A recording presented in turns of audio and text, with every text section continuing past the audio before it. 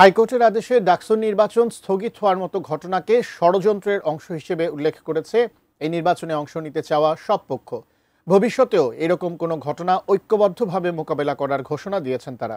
হাইকোর্টের এমন আচমকা আদেশে বিকেলে ঢাকা বিশ্ববিদ্যালয় ক্যাম্পাস হয়ে ওঠে প্রতিবাদ মুখর। উপাচার্য আহ্বান জানিয়েছেন ঐক্য ধরে রাখার। সোমবার ঢাকা বিশ্ববিদ্যালয় ক্যাম্পাস ছিল নির্বাচনী প্রচারে উৎসব মুখর। বিভিন্ন প্যানেল ঘোষণা দিচ্ছিল তাদের নির্বাচনী ইশতেহার। ঠিক সেই সময়ে খবর আসে ডাকসু নির্বাচন স্থগিতের আদেশ দিয়েছেন উচ্চ আদালত। মুহূর্তে বদলে যায় পরিস্থিতি। একে অন্যের বিরোধিতায় থাকা প্যানেলগুলো চলে আসে এক মঞ্চে। প্রতিবাদ মিছিল স্লোগানে ফেটে পড়ে ক্যাম্পাস। আমরা জুলাই বলেছিলাম হাইকোর্ট না রাজপথ, আমরা এখনো রাজপথে থাকবো এবং 9 সেপ্টেম্বর ডাকসু নির্বাচন হবে। আমি কখনোই চাই না যে 9 সেপ্টেম্বরের পরে কোনো নির্বাচন হোক।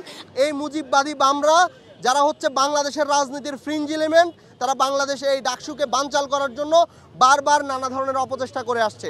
ঐক্যবদ্ধভাবে এই পায়তারাকে রুখে দেব ইনশাআল্লাহ। আধা ঘন্টার মধ্যেই আবারও নতুন নাটকীয়তা। চেম্বার আদালতের আদেশে উচ্চ আদালতের আদেশ স্থগিত।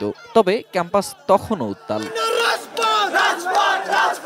অপরাজয় বাংলার সামনে সমাবেশ করে ছাত্রদল। হুঁশিয়ারি দেয় ডাকসু নির্বাচন নিয়ে কোনো ধরনের টালবাহানা চলবে না। বিশ্ববিদ্যালয় প্রশাসন এবং নির্বাচন কমিশনকে বলছি, আপনারা তামাশা করেন ঢাকা বিশ্ববিদ্যালয়ের স্টুডেন্টদের সাথে।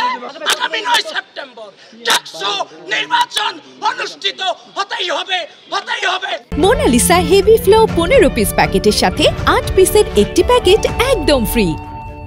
এই ঘটনা ষড়যন্ত্রের অংশ জানিয়ে সংবাদ সম্মেলন করে ইসলামী ছাত্র শিবিরের নেতৃত্বাধীন ঐক্যবদ্ধ শিক্ষার্থী জোট, গণতান্ত্রিক ছাত্র সংসদের নেতৃত্বাধীন বৈষম্য বিরোধী শিক্ষার্থী সংসদ ও স্বতন্ত্র শিক্ষার্থী প্যানেল। এই ডাকসু নির্বাচন যে কোনো মূল্যে 9 সেপ্টেম্বর হতে হবে এবং 9 সেপ্টেম্বর আমরা ভোটার প্রার্থী মিলে একটা উৎসব মুখর এবং গণতান্ত্রিক পরিবেশে এই ডাকসু নির্বাচন আমরা অনুষ্ঠিত করব।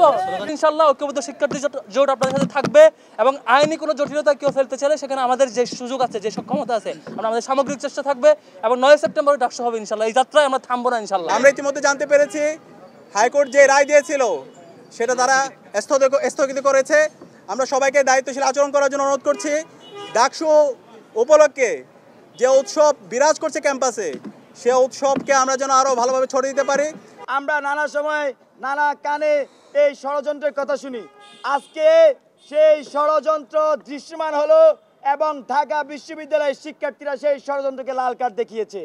সকল কিছুকে উপেক্ষা করেন, সকল কিছুকে লাল কার্ড দেখিয়ে আপনারা ডাকসুকে বাস্তবায়ন করেন। সন্ধ্যায় ক্যাম্পাসে সংবাদ সম্মেলন করেন অপরাজয় 71, অদম্য 24 প্যানেল। তাদের দাবি, রিটকারী ফাহমিদা আলমও কোথাও ডাকসু নির্বাচন স্থগিত চাননি। 9 সেপ্টেম্বরই নির্বাচন চান তারাও। রিট পিটিশনকারী নিজেও ডাকসু বানচাল হোক, ডাকসু স্থগিত হোক, এইরকম কোনো কথা তার রিটে তিনি বলেননি। বরং একজন প্রার্থীর তার যে বৈধতা সেটা আইনতভাবে সামঞ্জস্যপূর্ণ হচ্ছে কি। উদ্ভূত পরিস্থিতিতে রাতে ক্যাম্পাসে সংবাদ সম্মেলন করেন ঢাকা বিশ্ববিদ্যালয়ের উপাচার্য অধ্যাপক নিয়াজ আহমেদ খান। কাঁদা ছড়াছড়ি না করে ছাত্র সংগঠনগুলোর ঐক্য ধরে রাখার আহ্বান জানান তিনি। ডাকসু নির্বাচন একটি চ্যালেঞ্জিং প্রক্রিয়া এবং এই বিষয়ে কোনো রাগঢাক নেই। একটি চ্যালেঞ্জিং প্রক্রিয়া, অভ্যন্তরীণ বহিষ্ঠ বহুমুখী বাধা বিপত্তি আসবে। Ferdous Rahman, ATN news, Dhaka.